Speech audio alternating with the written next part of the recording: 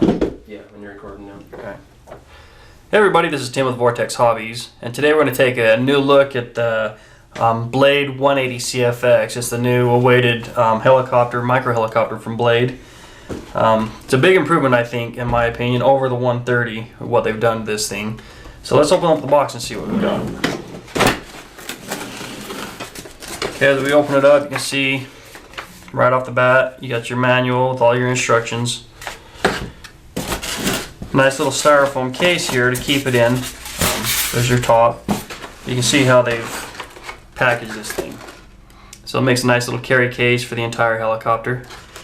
One thing I want to point out is just this said it was a bind and fly basic. Bind and fly basic in most of their products meant that it didn't have a battery. This one indeed does include a battery, just so everybody knows that there is a battery included in this helicopter.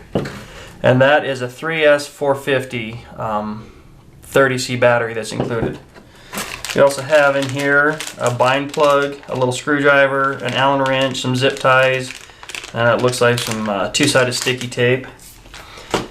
And for the helicopter itself, let's take this out and move this over.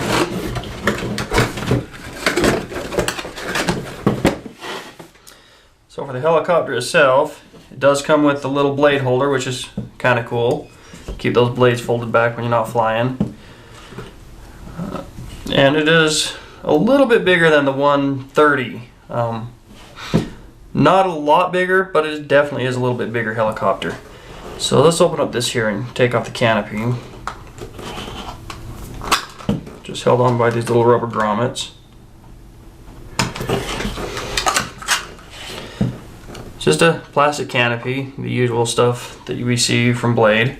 One thing you will notice on this bird is right off the bat, it's got a carbon fiber frame. It's got rotary servos, so no more linear servos. It's got an aluminum bearing block right through here, top and bottom, and an outrunner brushless motor. These are all improvements over the 130. And the next biggest thing I would say is the way the tail has been redesigned. It's got bigger gears in the tail section, and this tail section is a lot easier to change. So if you need to change the tail shaft, you simply undo this bolt right here, and that will undo. The little bolt will come out, and the whole section slides out. You replace the shaft, slide it back in into your gear, and tighten it back down. So no more fumbling with those gears anymore. They're actually bigger, beefier gears. You can actually see them. They're not going to be hard to change. And then on the side here, you have a little port that comes out, and this is actually your bind port. It's where you plug in your bind plug to bind it, because your 3-axis gyro system is buried inside the frame. So this board was redesigned for this bird for pyro compensation and things like that. It's got a lot more adjustability, especially if you're running like a DX9. You can do a lot more adjustability through it. You can do it with the other radios too, but they did make it really nice when running the DX9.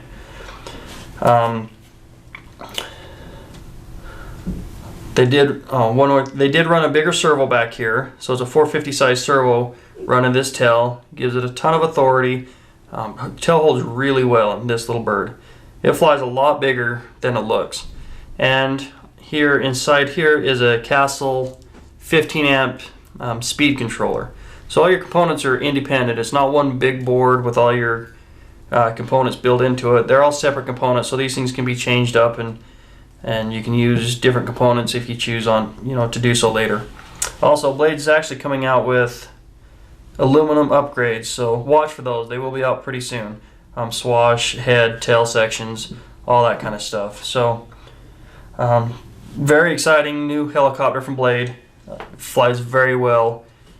It's just a ton of fun, and if it's something that you can take out, you can beat around, you can crash it, and be minimal damage. It is a little bit bigger than the 130 or some of their micros, so you're probably going to break something when you hit the ground. Nothing too crazy though. Servo Gears maybe have been a known issue to be kind of stripping, but that's due just to the fact that you're a direct link right to the servo. It'll take out a gear. But they're inexpensive to fix, and for the performance you get out of this, it's well worth it. So you can either fly a helicopter that flies well and you have to fix when you crash it, or you can fly a helicopter that crashes well but doesn't fly so well. So this definitely flies a lot better than most micros out there, and it does handle a crash decent, but it will break if you hit the ground under power. Also, check out vortexhobbies.com. Click on the parts finder link, select this helicopter, and you'll get an exploded view of this helicopter with all the individual parts. Click on the part, add it to your cart, and it's as easy as that. So let's take it out and see what we think about it in the sky.